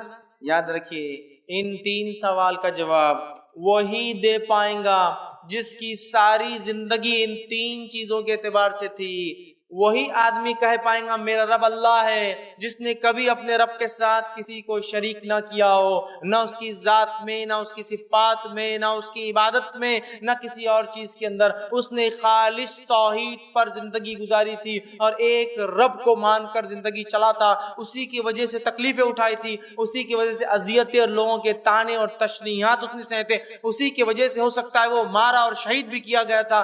تو سب سے پہلے جس نے واقع میں اللہ کو رب مانا اور پھر جم گیا اس چیز پر, تو وہ انسان ویسا ہوگا جو انسان کہہ پائیں گا ربی اللہ, میرا رب اللہ ہے. دوسرا سوال, من نبیو کا, جواب تو آسان ہے, کس کو نہیں پتا ہے محمد صلی اللہ علیہ وسلم, کس کو نہیں پتا ہے, سب کو پتا ہے. لیکن یہ جواب صرف وہ انسان کے منہ سے نکلے گا جس کی واقع میں زندگی محمد صلی اللہ علیہ وسلم کے طریقے کے، اسوے کے، نمونے کے، ان کے جیسا اپنے آپ کو آئیڈیل بنا کر دیکھ کر چلتا رہو، جن کے رول ماڈل سیرے غیرے اور نتھر غیرے اور پتہ نہیں دنیا کے تارے اور ستارے اور پتہ نہیں کہاں کہاں کے لوگ ہوں گے، یہ بھی مر کے وہیں مر کھپ جانے والے، کچھ فائدہ نہیں ہوگا. لیکن جن کا آئیڈیل یہ رہے ہوں گے، جن کو محمد صلی اللہ علیہ وسلم کہا جاتا ہے کہ آپ نے فرما دیا تو بس اس کے آگے اب کس کی نہیں چلنے والی، کوئی ریت، کوئی رواج، کوئی رسم، کوئی بڑے سے بڑا دین کا علم والا مجھے اگر کوئی بات کہیں گے اور اس شخصیت کی بات کے خلاف یہ بات تھی تو میں جو نوک پر رکھتا ہوں. یہ ہے محمد صلی اللہ علیہ وسلم، یہ نمونہ اور آئیڈیل ہے، اور ان کی اتباع ایسی لازم ہے ہم پر کہ عبداللہ ابن مسعود مسجد نبوی میں داخل ہوتے ہیں، ایک قدم باہر ایک قدم اندر، نبی اکرم صلی اللہ علیہ وسلم خطبے کے دوران کہہ رہے ہیں وہ شخص جو کھڑا ہے بیٹھ جا، عبداللہ ابن مسعود اسی جگہ نیچے مسجد میں چوکھٹ پہ بیٹھ جاتے ہیں. بعد میں اللہ کے رسول نے فرمایا عبداللہ ہم تم سے تھوڑی کہہ رہے تھے کہ وہ شخص جو کھڑا ہے بیٹھ جا، ہم کسی اور سے کہہ رہے تھے. تو کہا اللہ کے رسول ہمیں کیا معلوم ہمارا رسول کس سے کہہ رہا تھا، میرے کان میں آواز آئی جو شخص کھڑا ہے بیٹھ جا، بس میں بیٹھ گیا، مجھے کیا لینا دینا کی باتوں سے، کس کے لیے بول رہے تھے، کیا ہو رہا تھا. آج سنت نبوی بتائی جائے تو 1000 سوال اور کوشچن رہتے اس کے خلاف ہمارے پاس، 1000. یہ غلط ہے کیا، وہ غلط ہے کیا، اتنے بڑے غلط تھے کیا، اتنے بڑے نے غلط بولوں گا، انہوں نے غلط لکھا کیا.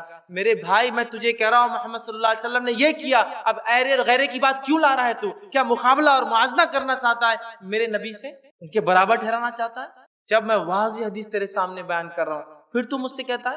عبداللہ ابن عمر رضی اللہ عنہما سے ایک شخص نے پوچھا فلاں مسئلے کا کیا حل ہے، انہوں نے کہا اس کا حل یہ ہے. تو شخص نے کیا پوچھا معلوم؟ کہا کہ ابو بکر اور عمر کے نزدیک کیا تھا، عمر ان کے والد بھی تو ہے عبداللہ ابن عمر کے. کہا ابو بکر اور عمر کے نزدیک، تمہارے ابا کے نزدیک اس مسئلے کا کیا معاملہ تھا؟ تو عبداللہ بن عمر رضی اللہ عنہ فرماتے ہیں اللہ تعالیٰ تیرے پر قوم لوط کے پتھروں کی بارش کرے، میں کہتا ہوں کہ اللہ کے رسول نے کہا اور تو پوچھتا ہے ابو بکر اور میرے باپ نے کیا کہا. میں کہتا ہوں اللہ کے رسول نے کہا اور تو مجھ سے کہتا ابو بکر اور میرے باپ نے کیا کہا. تجھ پر لعنت ہو، تجھ پر قوم لوط کے پتھروں کی بارش ہو. کیونکہ نبی کا قول آنے کے بعد کسی کی نہیں چلتی، یہی اتباع ہے.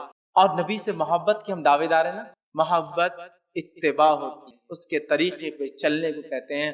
محبت کے نام پر اگر مخالفت ہو رہی تو نہیں چلتی. نبی کی طریقے، نبی نے جو کیا جیسے کیا منورن. ارے ایسے بھی صحابہ تھے. عبداللہ بن عمر کا ہی واقعہ لیتا ہوں کہ جب حج کو جاتے تھے مقام پر رک کر طہارت کے لیے بیٹھتے، لوگوں نے کہا تم نے طہارت تو کی نہیں لیکن بیٹھے کیوں تھے؟ تو کہا میں نے اللہ کے رسول صلی اللہ علیہ وسلم حج کیا تھا، جب یہاں اللہ کے رسول کے ساتھ میں آیا تھا آپ نے یہاں طہارت کی، مجھے طہارت تو نہیں آتی ہے لیکن پھر بھی میں جب بھی حج کو جاؤں گا یہاں بیٹھ کر ضرور. یہ محبت تھی ان کی اپنے نبی کی، جو کیا بس کرنا ہے، بس پیچھے چلنا ہے، چھوڑنا نہیں. ہم 1000 باتیں لاتے ہیں نبی کی اتباع کی باتیں، 1000 ایسا کیا ویسا کیا، یہ کیا خاندان فلاں، اتنے بڑے علامہ، اتنے بڑے فہامہ، اتنے بڑے انہوں نے کہا. ارے نبی کی بات آ گئی تو بات ختم نہ. میں اگر کہہ رہا ہوں کہ میں یہ کہہ رہا ہوں یا ہمارے فلاں نے کہا تو آپ کہہ سکتے ہیں ہمارے فلاں بھی یہ کہتے ہیں، لیکن نبی کی بات آ گئی تو منہن. تو جس نے اپنی زندگی نبی کے طریقے سے ڈھالی تھی وہ کہہ پائیں گا میرے نبی محمد صلی اللہ علیہ وسلم ہے. اور انس بن مالک رضی اللہ عنہ فرماتے اور کہتے تھے کہ ایک حدیث کو سننے سے زیادہ ہمیں کسی حدیث کو سن کر خوشی تھی. وہ کیا حدیث تھی جس کو سن کر صحابہ جھوم اٹھے تھے، خوش ہو گئے تھے؟ اور وہ فرماتے ہیں انس بن مالک، وہ حدیث تھی المرء مع من احب، انسان روز قیامت اس کے ساتھ جس سے وہ محبت کرتا تھا. اور وہ جب بھی اللہ کے رسول صلی اللہ علیہ وسلم کے مزار کے پاس سے گزرتے تو کہتے ہیں انشاءاللہ اللہ میرا حساب محمد صلی اللہ علیہ وسلم، ابو بکر اور عمر کے ساتھ کریں گا، اس لیے کہ میں ان تینوں سے محبت. المرء مع من احب، انسان اس کے ساتھ جس سے محبت کرتا ہے. اب جو جس سے دنیا محبت کرتا ہے، جس کو فالو کرتا ہے، جس کے جیسا ہونا چاہتا ہے، وہ جان لے وہ اس کے ساتھ روز قیامت اس کی لائن، اس کے صف، اس کے گروہ اور اس کے ساتھ کھڑا. تیسرا سوال ما دینوں کا، جواب تو کیا آسان ہے، دین اسلام، میرا دین اسلام ہے. لیکن یہ وہی دے پائیں گا جس نے واقع میں اسلام کو مقدم رکھا، جس کی پیدائش، جس کی شادی، جس کی موت، جس کے زندگی جینے کا طریقہ اس دین کے مطابق تھا. من مانی تو ایسی چالو ہے کہ پیدائش بھی اپنی اعتبار سے، میت بھی اپنی اعتبار سے، نکاح بھی اپنی من مانی. دین اسلام نہیں نکلنے والا منہ سے میرا دین اسلام ہے. اسلام دین کہتے جینے کے طریقے کو، مکمل وے آف لائف جس کو کہتے ہیں، وہ طریقہ جس کا اسلام تھا تو وہ کہہ پائیں گا میرا اسلام ہے. ہم نے تو ہر چیز میں اسلام کی مخالفت کو اپنی علامت اور شعار پہچان بنا لیا. ہماری پہچان ہے اسلام کے خلاف جانا. 3 سوال آسان ہے، جواب آسان ہے. ساری زندگی جس نے اس پہ چلا ہو اسی سے یہ جواب نکلے. اور ایک صحابی نے کہا اللہ کے رسول، جو موت کی کیفیت آپ نے بیان کی، ایک فرشتہ جو اس کیفیت میں آئیں گا اور ہم سے گرجدار آواز میں یہ سوالات کریں گا، ہم تو مٹی کے بت بن جائیں گے. اور مائی عائشہ نے سوال کیا تھا اللہ کے رسول، میں تو ایک عورت ہوں، میں تو عورتیں ہوتی نا چھوٹی موٹی آواز سے ڈر جاتی ہے، میں ایک عورت ہوں، جب منکر نکیر میرے پاس آئیں گے میں تو مٹی کی بت بن جاؤں گی، منہ سے کچھ نکلے گا. تو اللہ کے رسول نے فرمایا، جس کو اللہ رب العزت نے اس بات کو سورہ ابراہیم صلی اللہ علیہ وسلم 14 آیت نمبر 27 کی یہ آیت آپ نے تلاوت کی، فرمایا کہا یثبت اللہ الذین آمنوا بالقول الثابت فی الحیات الدنیا وفی الآخرہ. اللہ تعالیٰ اس کلمہ طیبہ کی برکت سے، اس قول کی برکت سے دنیا اور آخرت میں تمہارے قدم جما دیں گا. آپ نے فرمایا کلمہ طیبہ آ جائیں گا لا الہ الا، اور اس کی برکت سے وہ جواب بھی تم دے پاؤ گے، اور دنیا اور آخرت میں قدم جمانے کے لیے کلمہ کافی ہے. یہ کلمہ ہے لا الہ الا اللہ محمد صلی اللہ، جس کی زندگی اللہ کے دین، اس کی شریعت اور محمد صلی اللہ علیہ وسلم کے طریقے پر ہوں گی، تو بس اس کے لیے سوال و جواب آسان ہو جائیں گے. اس کے بعد نیک آدمی تو سو گیا، لیکن برے آدمی کے تعلق سے آتا ہے اس کی خبر میں اژدھے اور سانپ چھوڑ. ایک روایت میں آتا ہے ایک گز لے کر فرشتہ آئیں گا، جو گز اٹھا کے اس کے کھوپڑی پہ دیم ماریں گا اور قیامت تک کنٹینیوسلی مارتا رہیں گا.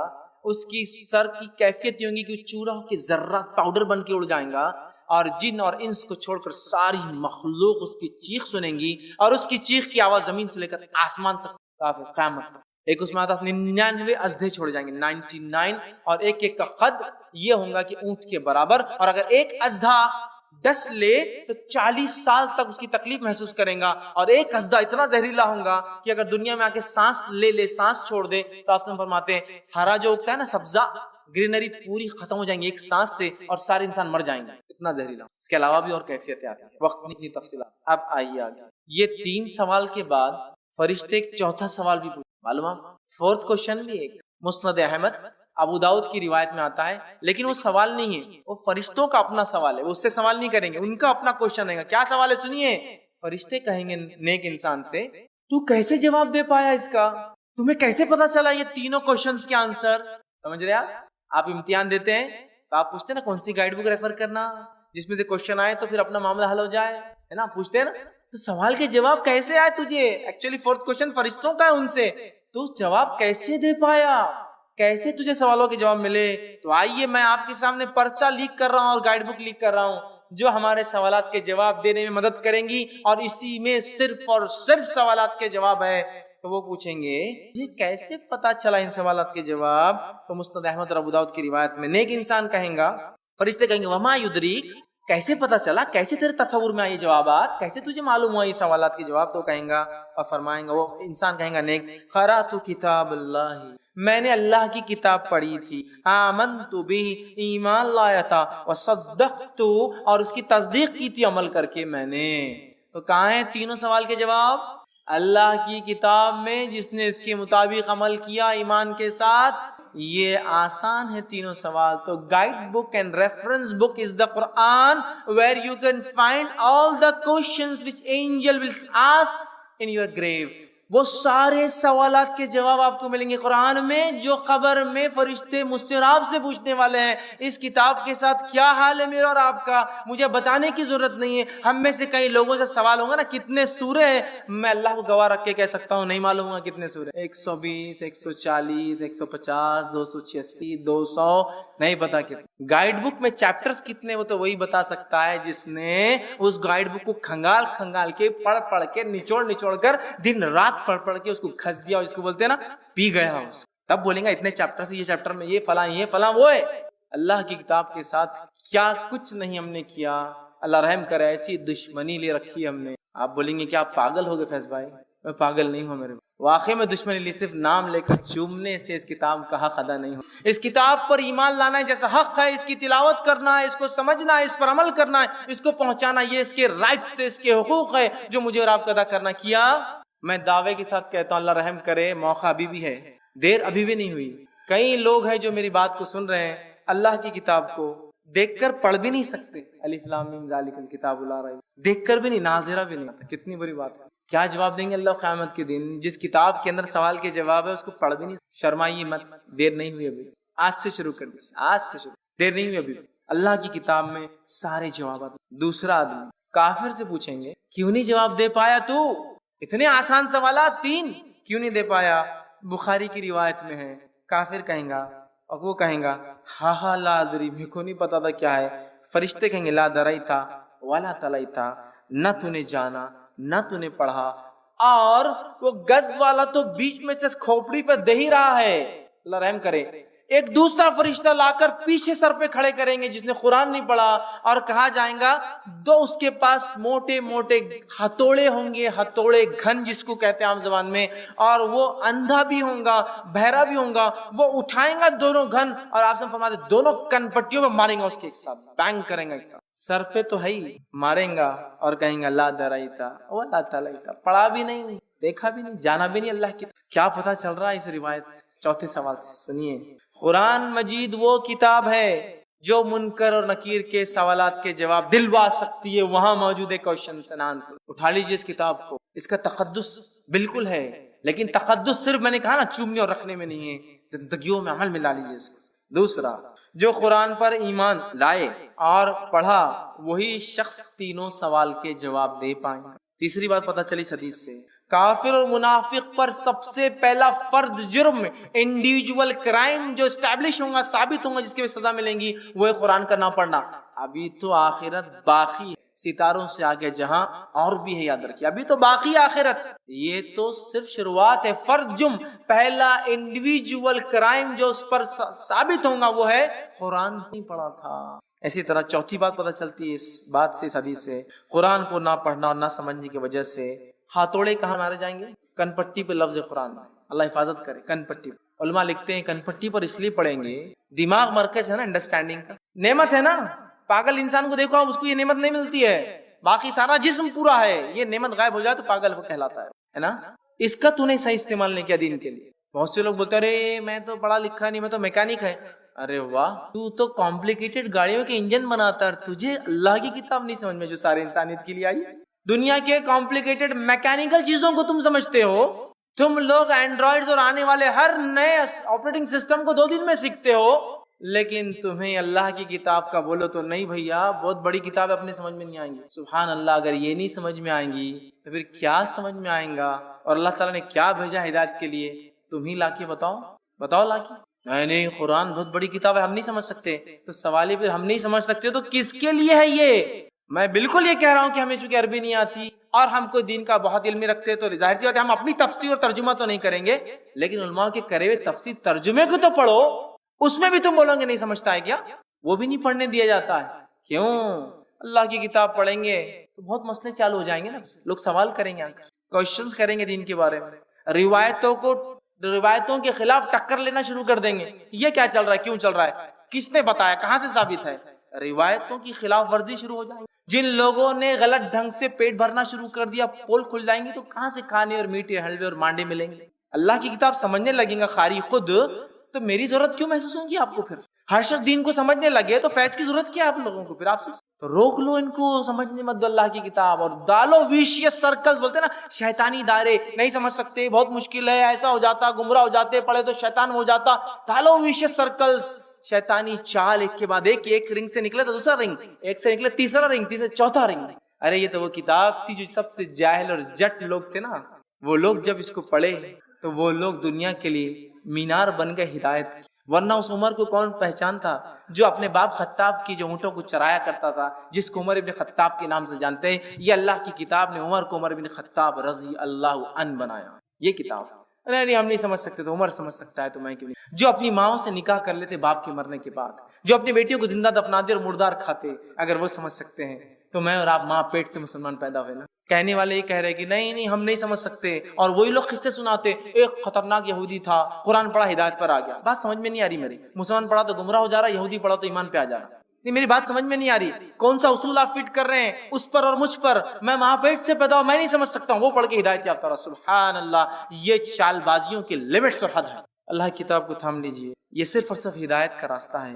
اللہ نے فرمایا سورہ طٰہٰ سورہ نمبر 20 آیت میں 123 میں، فَمَنِ اتَّبَعَ هُدَايَ فَلَا يَضِلُّ وَلَا يَشْقَىٰ، اللہ فرماتا ہے جو میری ہدایت کی پیروی کریں گا وہ نہ دنیا میں گمراہ ہوں گا نہ آخرت میں مصیبت زدہ ہوں گا۔ اللہ کی ہدایت کیا ہے؟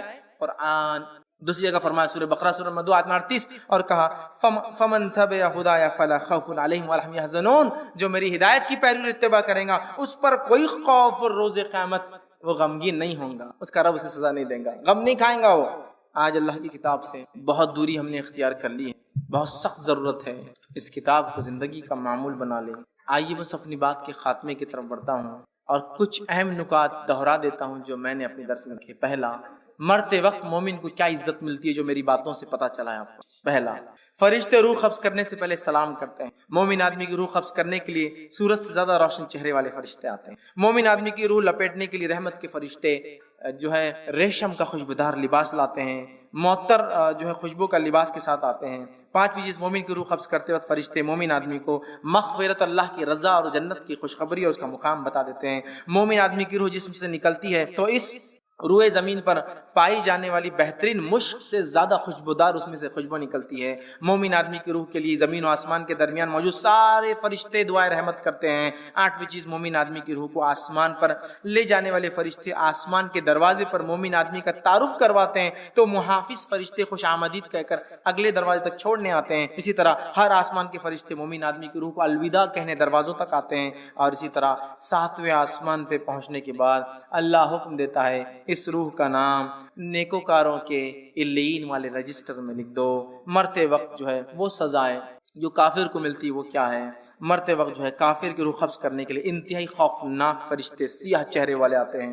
کافر کی روح قبض کرنے والے فرشتے اپنے ساتھ جو ہے ٹاٹ کا بدبودار سڑا ہوا کفن لاتے ہیں۔ روح قبض کرنے سے پہلے فرشتے اس کافر کو یہ کہہ دیتے ہیں اور اس کو مارتے تھپڑ اور پیٹنا شروع کرتے ہیں اور کہتے ہیں ناپاک مغضوب گندی روح باہر نکل۔ اسی طرح کافر کی روح قبض کرتے وقت فرشتے اس کے چہرے اور پیٹھ پر تھپڑ مارتے ہیں۔ اسی طرح پانچویں چیز، کافر کی روح قبض کرتے وقت فرشتے کافر کو آنکھ کے عذاب کا مزہ چکھنے کی خوشخبری دے دیتے ہیں۔ اسی طرح چھٹی بات، مرتے وقت کافر کی روح سے روئے زمین پر پائے جانے والی بدترین اور مراد سب سے غلیظ بدبو آتی ہے۔ کافر کی روح کی بدبو محسوس کر کر آسمان اور زمین کے درمیان موجود تمام فرشتے اس پر لعنت بھیجتے ہیں۔ کافر کی روح قبض کرنے کے بعد فرشتے اسے آسمان اول پر لے جانے کے بعد اس کا تعارف سنتے کہتے زمین پر پھینک دو اور اسے اوپر سے پٹک دیا جاتا زمین کے اوپر۔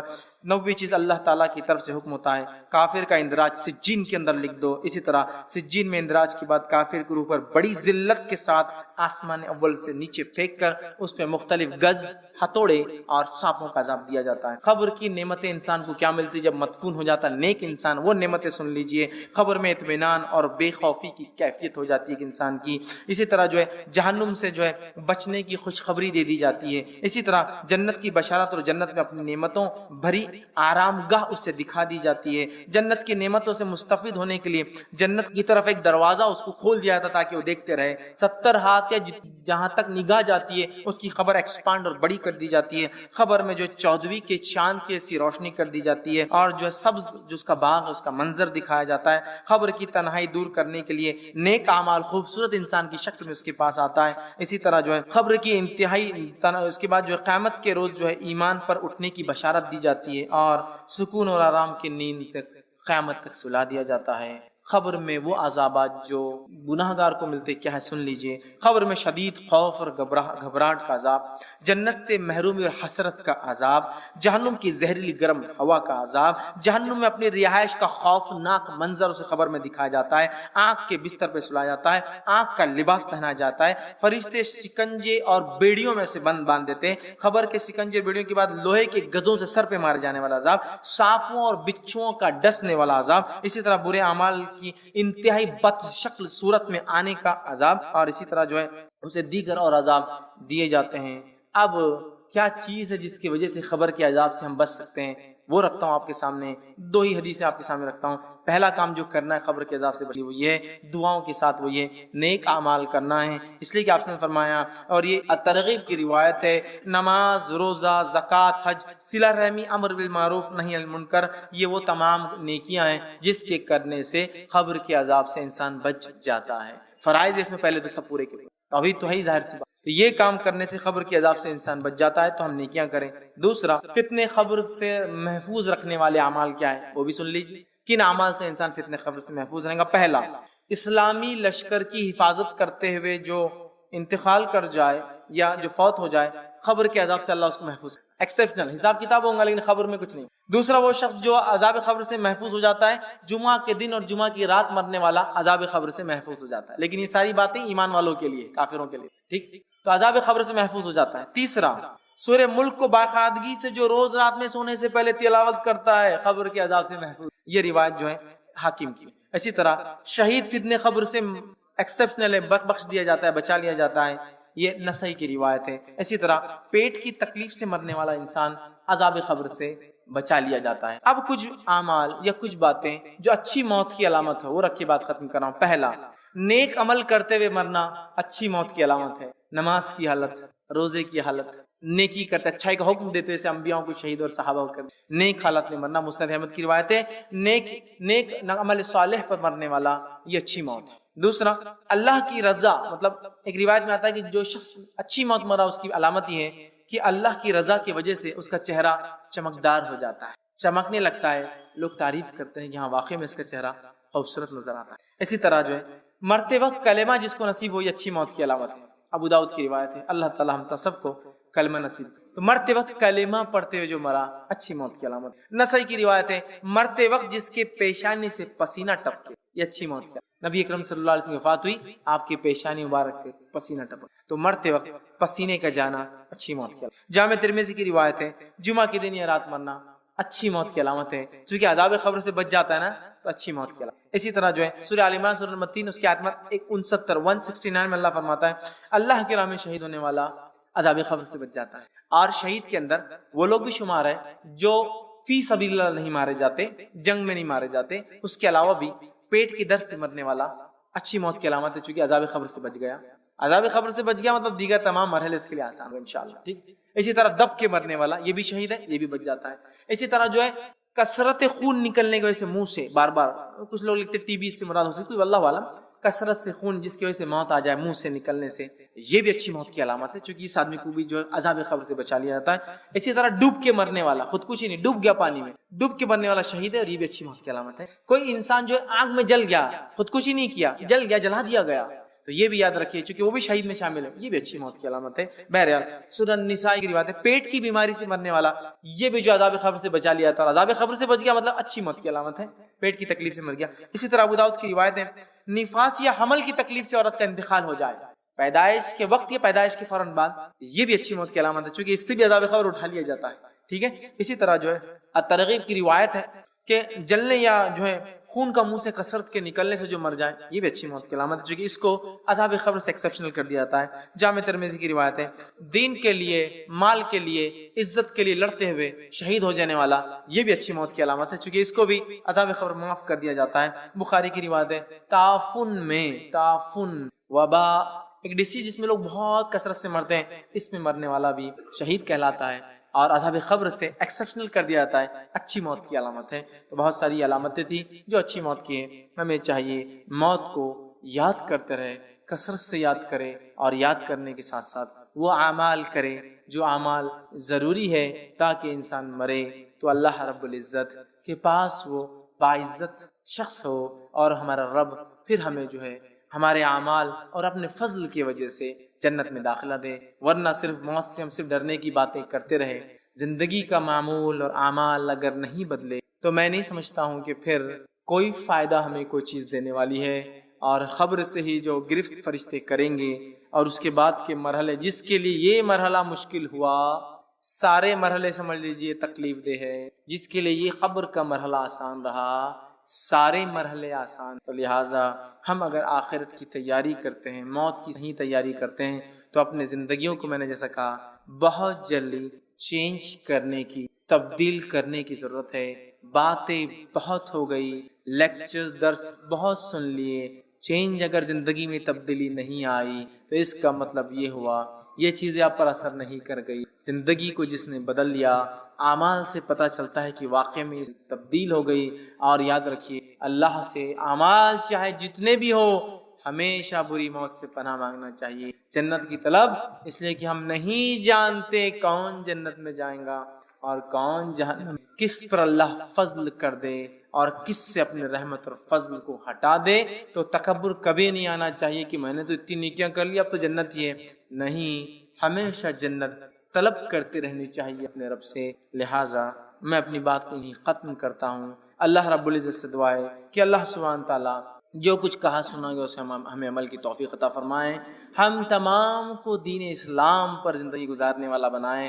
ہم تمام کے لیے جو ہے اپنے آپ کو جو اللہ کو ایک رب ماننے والا ہمیں توحید پرست بنا دے. ہم تمام کو رسول کا متبع بنا دے. ہم تمام کے لیے آسان کر کی تیری کتاب کو اللہ ہم پڑھ کر اس پر عمل کرنے والے بن جائے. ہم تمام کے لیے موت کی سختیوں کو آسان کر.